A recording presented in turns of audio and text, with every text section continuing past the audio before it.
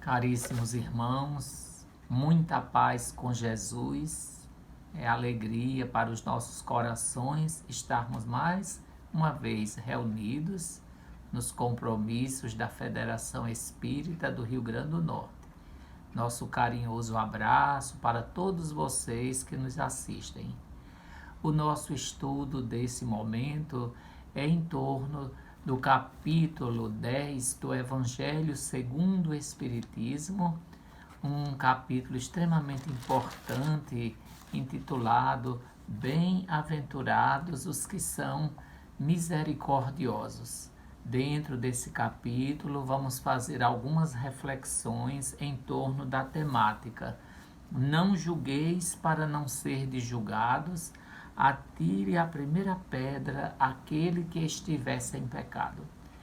Essas passagens do Evangelho, segundo Mateus e segundo João, vão nos dar uma visão sobre o que Jesus enfrentou, principalmente naqueles momentos em que ele começa o seu trabalho, o trabalho de divulgação da Boa Nova em Jerusalém. Nós estamos mais ou menos entre setembro e outubro do ano anterior à sua crucificação. E nós vamos encontrar Jesus no meio daquela multidão ensinando. Jesus ensinando as criaturas.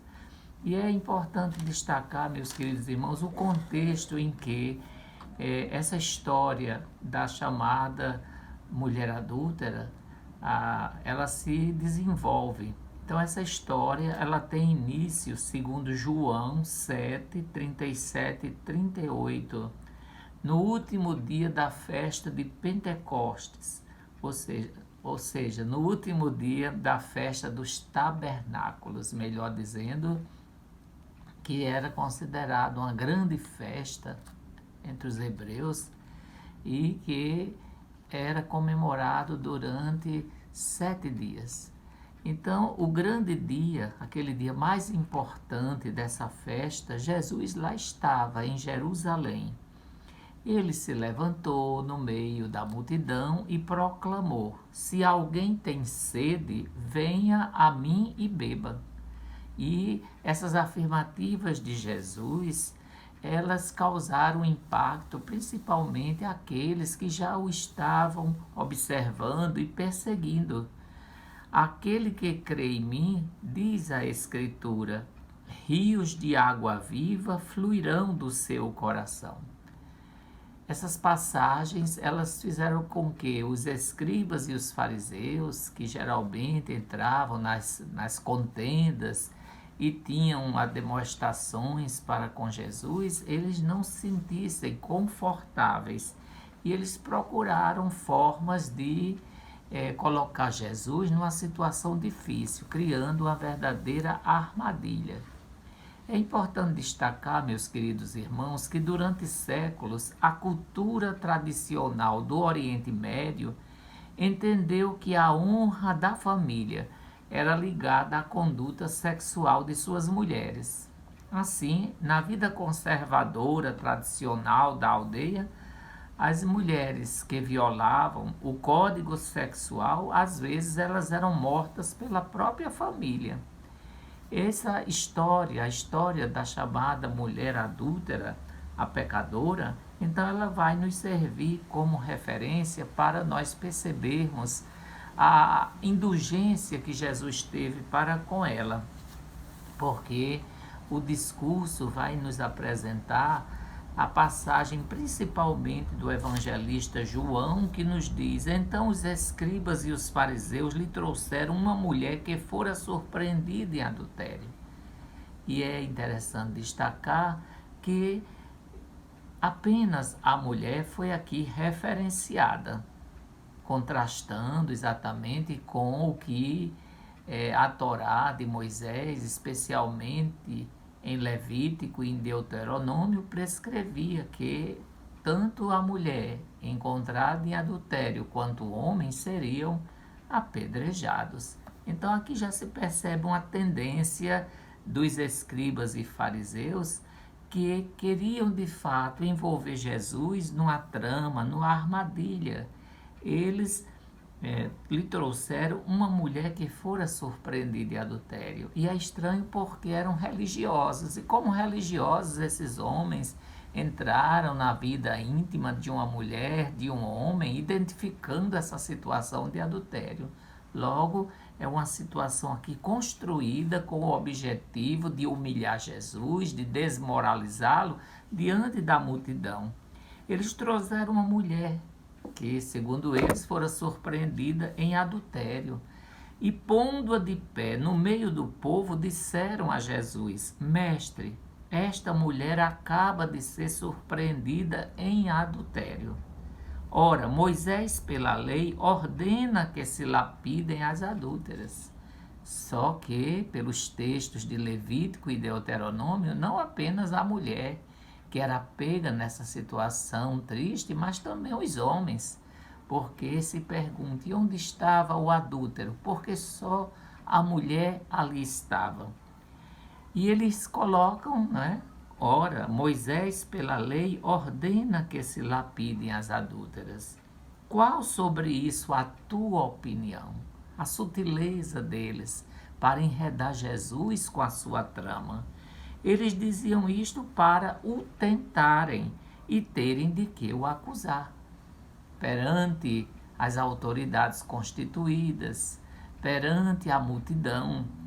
E Jesus, então, ouvindo aquilo, abaixou-se e começou a escrever na terra com o dedo, porque era um dia grande em Jerusalém e naquele dia, como no sábado, não era permitido o trabalho, inclusive a escrita, não era permitido escrever com tinta.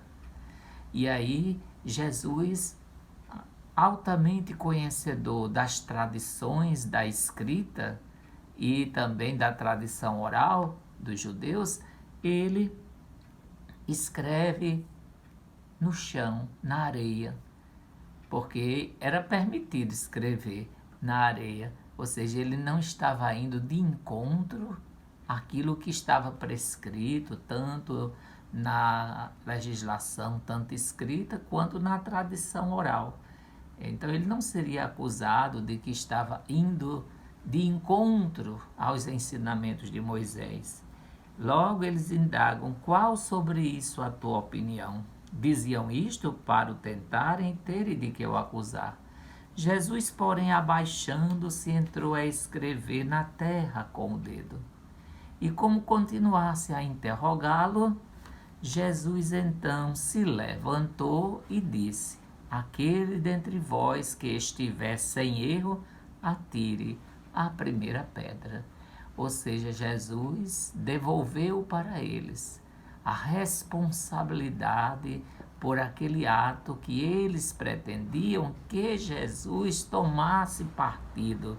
Então Jesus usou o método profundamente educativo de que cada um deve se responsabilizar perante a sua própria consciência pelo que realiza. Aquele dentre vós que estiver sem erro, sem pecado, atire a primeira pedra. Jesus tinha plena convicção de que todos aqueles que ali estavam eram criaturas imperfeitas, eram espíritos necessitados, cada um portando as suas dificuldades, as suas mazelas morais, as suas limitações. Ele tinha a visão plena como espírito puro que é, de que aqueles circunstantes que ali estavam, eles não levantariam a mão para apedrejar aquela mulher, porque todos eles eram devedores, todos eles eram pecadores, todos eram comprometidos. Essa afirmativa de Jesus, então, ela provoca naquela multidão um momento também de consciência. Jesus leva aquela multidão a um processo de autoconsciência. E Jesus, diante disso, após fez essa colocação de que aquele dentre vós que estivesse em pecado atire a primeira pedra, ele abaixou-se de novo e continuou a escrever no chão. Quanto aos que o interrogavam, Esses, ouvindo falar daquele modo, se retiraram, um após outro, começando exatamente pelos mais velhos. Isso indica exatamente que os mais velhos, por terem mais experiência, mais vivência, também tinham cometido mais falhas, tinham mais deslizes a serem corrigidos. E os jovens que naquela cultura observavam também os exemplos dos adultos e seguiam as diretrizes e as orientações dos mais velhos, eles também não tiveram ímpeto de atirarem a primeira pedra. Então os mais velhos começaram a se retirar da praça e Jesus então vai ficando praticamente só com aquela mulher. E interessante o diálogo de Jesus com ela. Então, levantando-se, perguntou-lhe Jesus: Mulher, onde estão os que te acusavam? Ninguém te condenou? Ela respondeu: Não, Senhor. Disse-lhe também Jesus: Também eu não te condenarei. Vai-te e de futuro não tornes a pecar. É extremamente positiva essa relação de indulgência, de misericórdia de Jesus para com aquela mulher, diante da questão: mulher, onde estão os teus acusadores? Ninguém te condenou? Ela respondeu: Não, Senhor.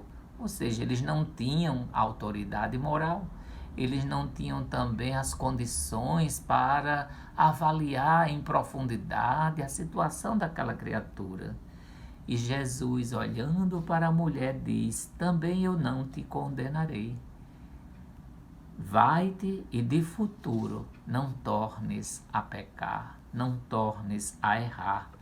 Ou seja, Jesus não é conivente com o erro, mas Jesus tem um processo eminentemente educativo para com aquela mulher, ou seja, recomece a sua vida, invista na sua evolução espiritual, se perceba como alguém em crescimento permanente, observe a sua realidade atual e em cima das suas falhas, dos seus erros, dos seus enganos, procure se melhorar. É o que nos diz hoje a doutrina espírita, nessa visão de que todos nós somos espíritos imortais em processo de evolução, transitando da condição de espíritos imperfeitos para espíritos bons, espíritos que vão gradativamente conquistando novos valores no campo da moral, no campo das vivências do bem,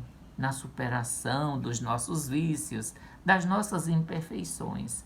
Essa passagem, queridos irmãos, é extremamente importante porque nos coloca também diante das nossas imperfeições e indaga para nós com que critérios nós estamos fazendo julgamentos do nosso próximo, porque é muito fácil julgar segundo as aparências.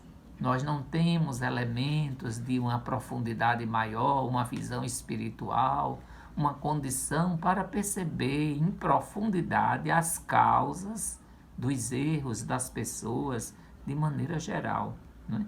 E Allan Kardec, com muito critério, ele comenta essa passagem dizendo: atire-lhe a primeira pedra aquele que estiver isento de pecado, disse Jesus. Essa sentença faz da indulgência, que é um componente da caridade. Essa passagem faz da indulgência, ou seja, compreender as imperfeições do outro, um dever para nós outros.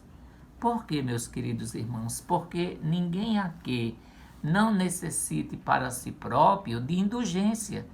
Todos nós precisamos da indulgência do outro, para que o outro compreenda os nossos limites, as nossas imperfeições, as nossas mazelas morais. Logo, ser indulgente é uma necessidade que nós temos em relação aos outros, rogando também que os outros sejam caridosos para conosco.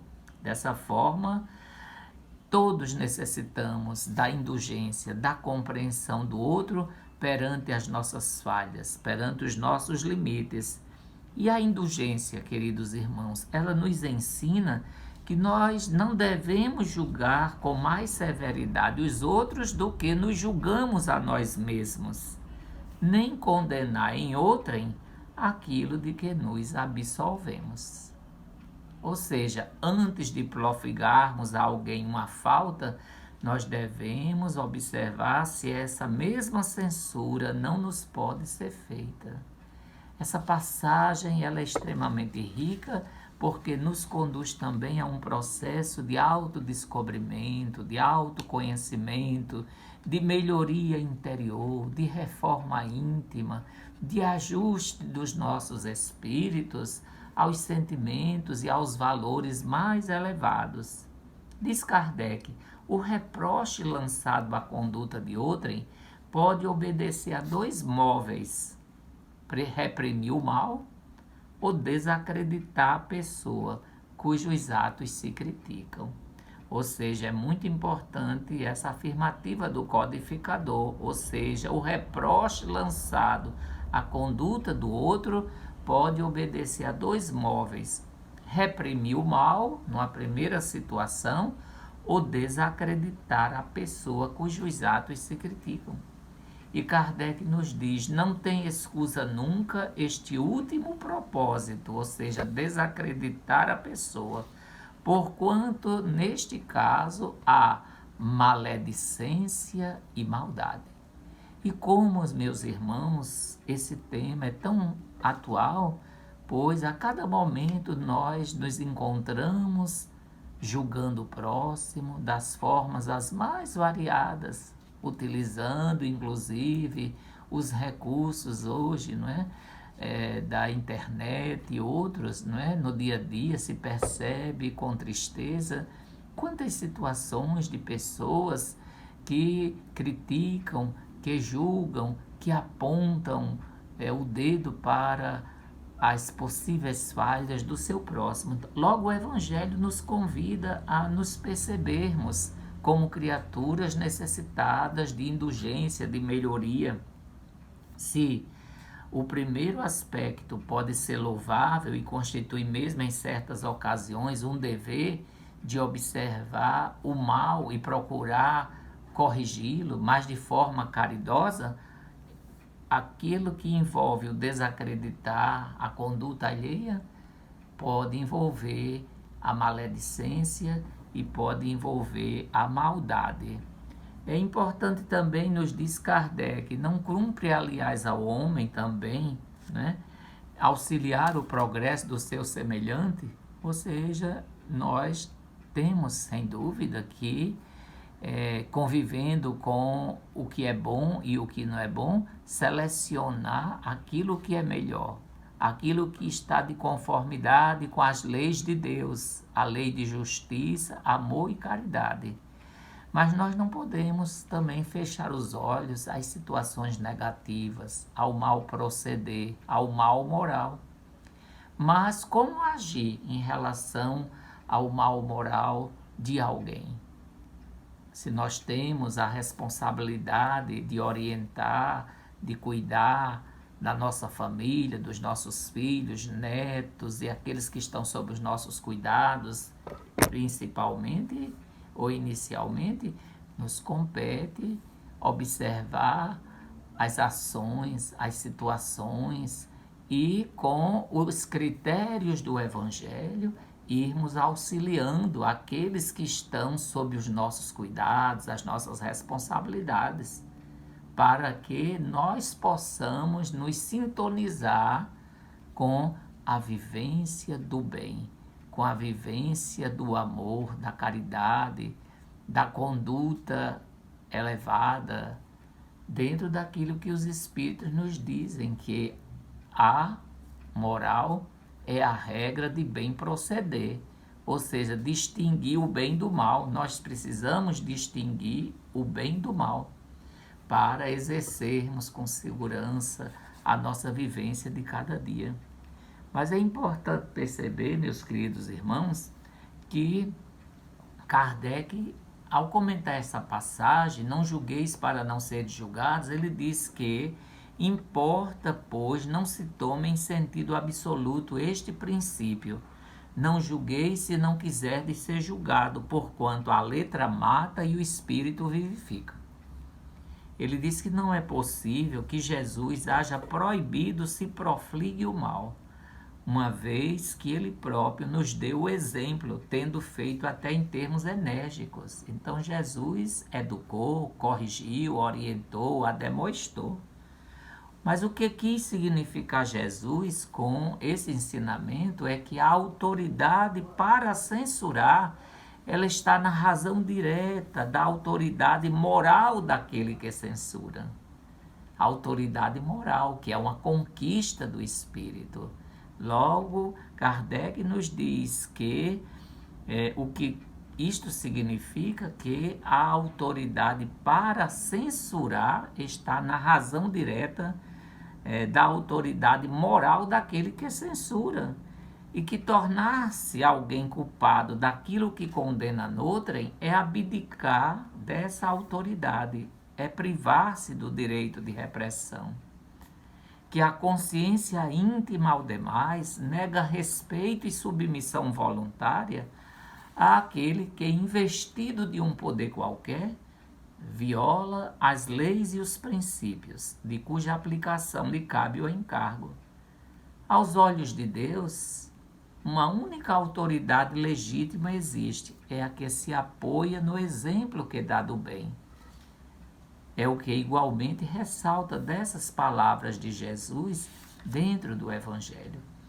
Logo, nós percebemos que dentro desse capítulo, bem-aventurados os que são misericordiosos, essa lição ela comparece como prioridade, sermos caridosos para com o nosso próximo e a indulgência como um componente da caridade.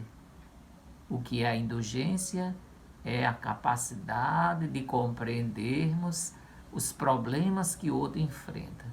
É nós percebermos e compreendermos as falhas alheias. E naquilo que nos seja possível, orientar, ajudar, para que cada um de nós consiga encaminhar os seus passos no sentido das lições de Jesus, que são lições de amor, de fraternidade, de perdão, de indulgência, consequentemente, lições de caridade. Jesus não conviveu com o engano e com o erro, pois como ele disse na passagem, mulher, onde estão os que te acusavam? Ninguém te condenou? Ela respondeu, não, Senhor. E ele disse, vai-te e de futuro não tornes a pecar. Ou seja, ele cumpriu o código, digamos assim, que ali estava, de conduta, de comportamento, mas ele não foi conivente com a pena de morte, ele não foi conivente com o mal moral daquela criatura. Ele percebeu o seu engano, a sua limitação, os perigos morais em que ela estava em cursa, mas procurou o quê? Ajudá-la a se soerguer, a se levantar, a renovar a sua vida, a começar uma nova etapa da sua existência. E assim, essa lição, ela serve para cada um de nós, meus queridos irmãos. Por quê? Porque é a lição da indulgência. A indulgência não vê os defeitos de outrem, ou se os vê, evita falar deles, divulgá-los. Ao contrário, oculta-os, a fim de que se não tornem conhecidos, senão dela unicamente. E se a malevolência os descobre, tem sempre pronto uma escusa para eles. Escusa plausível, séria, não das que com a aparência de atenuar a falta, mas a evidenciam com a pérfida intenção. A indulgência jamais se ocupa com os maus atos de outrem, a menos que seja para prestar um serviço, mas mesmo neste caso, tem o cuidado de os atenuar tanto quanto possível. Não faz observações chocantes, Não tem nos lábios censuras, apenas conselhos e as mais das vezes velados. A doutrina espírita, em sintonia com as lições de Jesus, nos diz da necessidade de nós sermos indulgentes com as faltas alheias, quaisquer que elas sejam, e não julgarmos com severidade, senão as nossas próprias ações. E Deus usando indulgência para conosco, mas para isso nós precisamos também sermos indulgentes para com as faltas alheias. Os bons espíritos recomendam: sustentai os fortes, animai-os à perseverança, fortalecei os fracos, mostrando-lhes a bondade de Deus. E aí é muito importante, porque no dia a dia, o que é que nós pedimos a Deus? Nós imploramos a Deus a sua misericórdia, o seu perdão, né?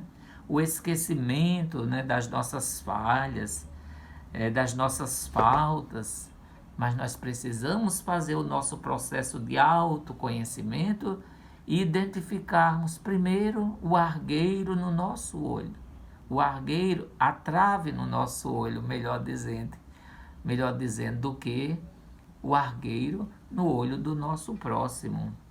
Observando que quando nós perdoarmos os nossos irmãos, nós não devemos nos contentar apenas com estender o véu do esquecimento sobre as suas faltas, porquanto as mais das vezes muito transparente é esse véu aos olhares dos outros, mas nós devemos levar a cada um o quê? A lição da harmonia, da compreensão, do perdão, da indulgência, pregando, exemplificando essa caridade ativa, infatigável, que Jesus nos recomenda.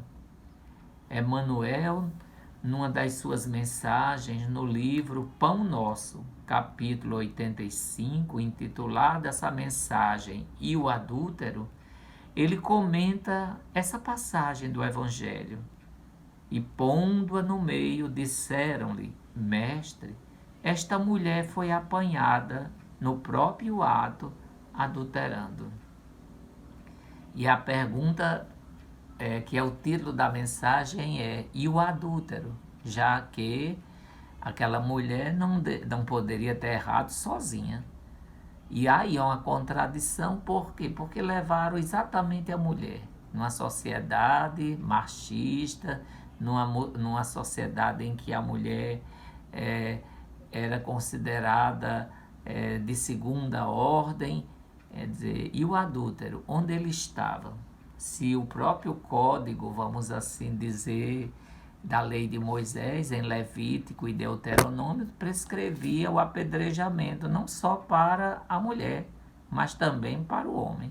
Então, aqueles homens levaram aquela mulher à presença de Jesus com uma intencionalidade de criarem uma armadilha para Jesus, colocarem exatamente, humilharem o mestre.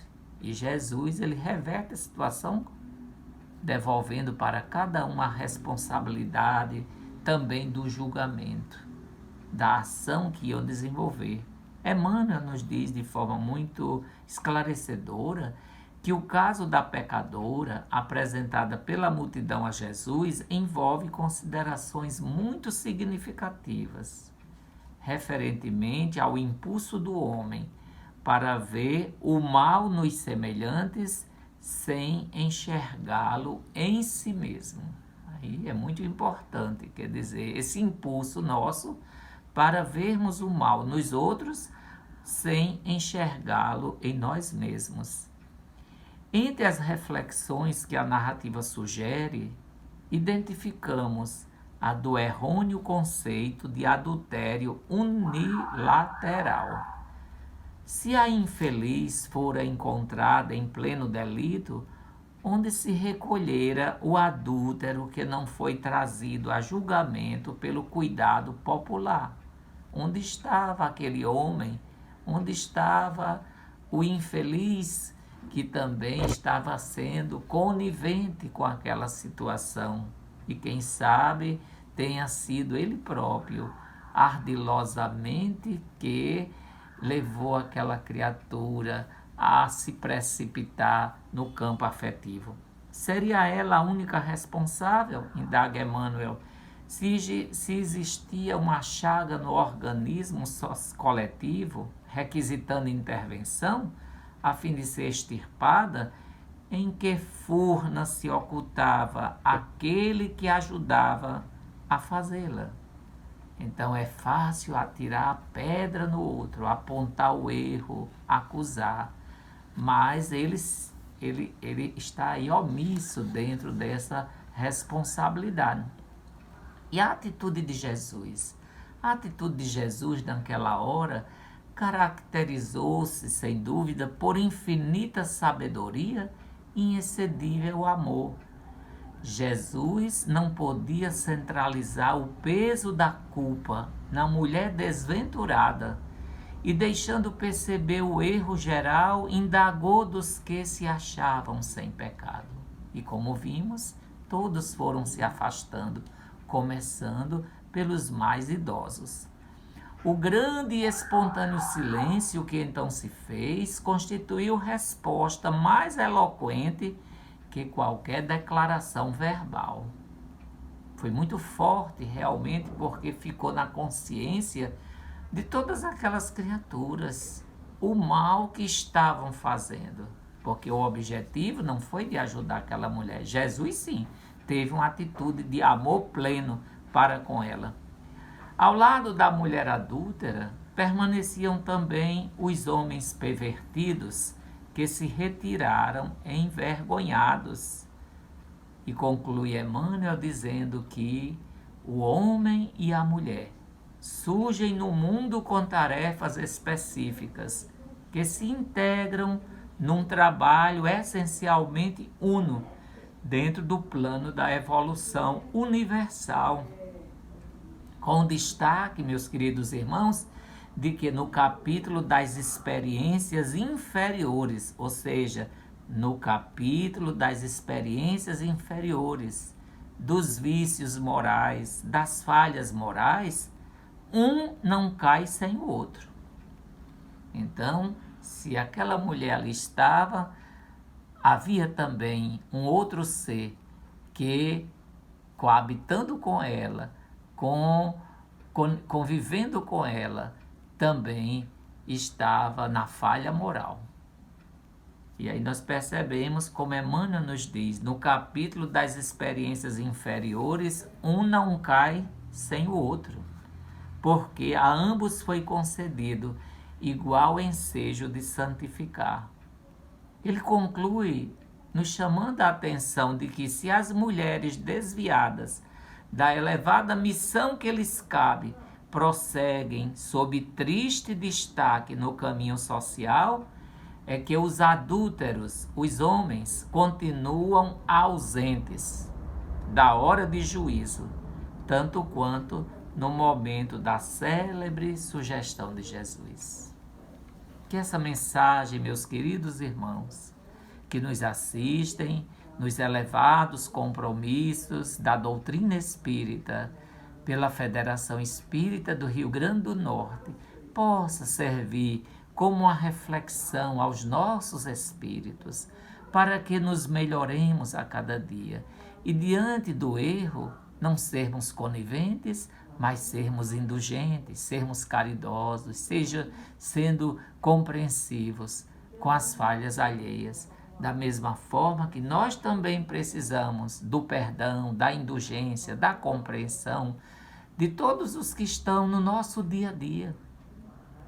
Que Jesus, então, nos fortaleça a todos, que tenhamos uma semana de muitas bênçãos no exercício da caridade, no exercício do bem e da vivência desses ensinamentos que Jesus nos traz a cada momento na sua boa nova, e que o Espiritismo, através do conhecimento que essa doutrina nos oferece, nos abre essas perspectivas de entendimento com o conhecimento da lei de Deus, o conhecimento da reencarnação, das vidas sucessivas, para termos a compreensão de que ainda estamos num processo de crescimento interior na qualidade de espíritos ainda muito imperfeitos, mas que temos que seguir a caminhada para nos tornarmos cada vez melhores